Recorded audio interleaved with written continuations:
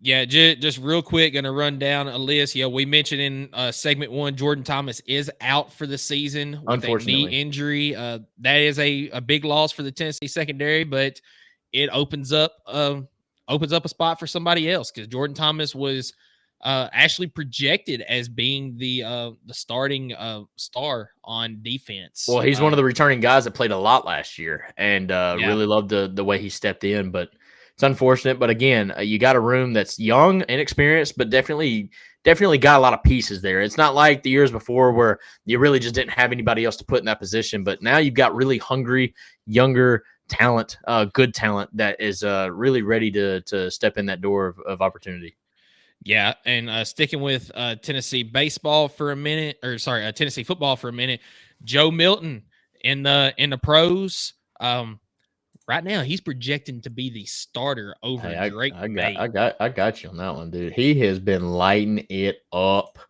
Outplayed Drake May through 6 practices. Obviously, they played more since then. This was posted a couple of days ago, 4 days ago, I believe.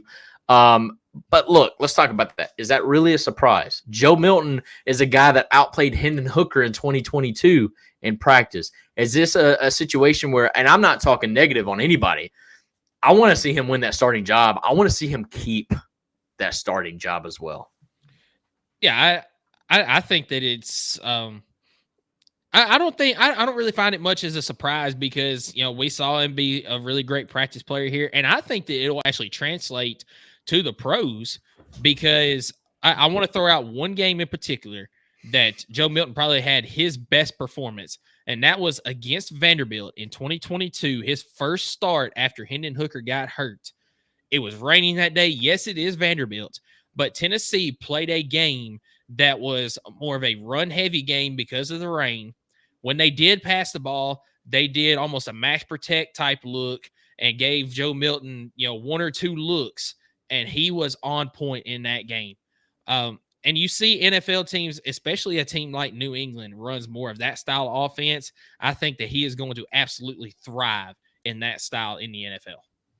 Hendon Hooker as well, back 100% healthy, throwing dimes over the middle of the field like he used to do all the time.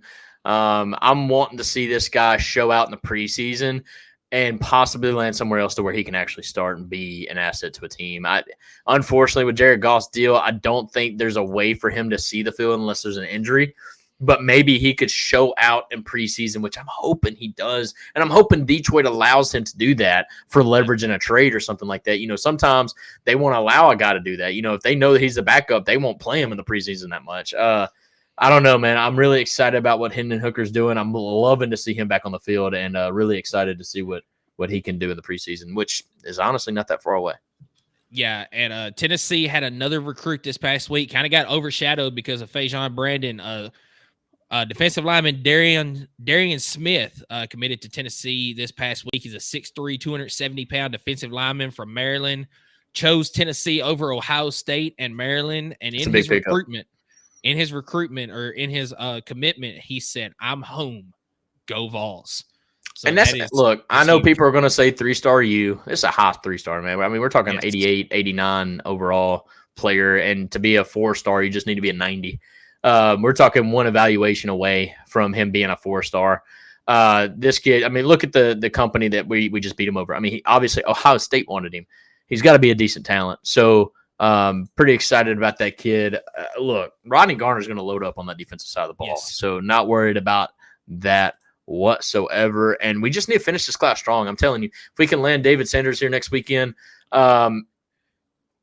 definitely locks up a top 10 class. It could absolutely lock up a top 5 class, and especially in the SEC. But depending on where you look and how evaluations go, I mean, George McIntyre fell to a 4-star because he missed a freaking camp, which is beyond me. But whatever. It is what it is. But no, the recruiting trail is going strong. I loved hearing what George McIntyre posted after hearing the recruitment of Fajon Brandon. If y'all didn't see that, I don't think I have it up here. But basically just locking down, saying, look, we're a family. Doesn't matter. Like, we're in this together, and we're going to have more stars in the quarterback room than Vanderbilt has in the entire team. So, joking, he didn't say that. I'm joking. He did not say that. But it would have been savage if he did, obviously. Yeah, and then real quick, hitting some baseball news. because they had some recruits. Tony Vitello did bring in Cincinnati pitching coach Josh Reynolds to the program to help out Frank Anderson as well as Kirby Cannell and others on the staff. And how big is that? That you're bringing in guys from the pros on pitching staffs to be on your college staff, and also bringing back Ross Kivett as a full-time assistant, replacing Richard Jackson. No, it's huge. I think you're seeing guys that are, once again, kind of like the whole recruits question. He was like, hey, can we really reload it and be back to the World Series? One, I can answer that question already by saying we've been to the World Series 3 in the last 4 years. Arguably could have been and easily should have been 4 of 4. I don't think that's a problem. You're seeing guys that have left the program and realize that they were genuinely more happy with less pay being at Tennessee. Yep. Just because the atmosphere, the coaching staff, the guys you're around. No, I love to see this for Tony V and whatnot, because let's be honest, you're going to lose your coaches at some point when you're getting the results that they're getting. And I hope those guys go get paid. I hope they're a head coach and they do the same thing. But no, for him to be able to reload the coaching staff with really good people that I think are going to help these kids, I think it means the world. John Majors tunes in and says, "Go big damn orange."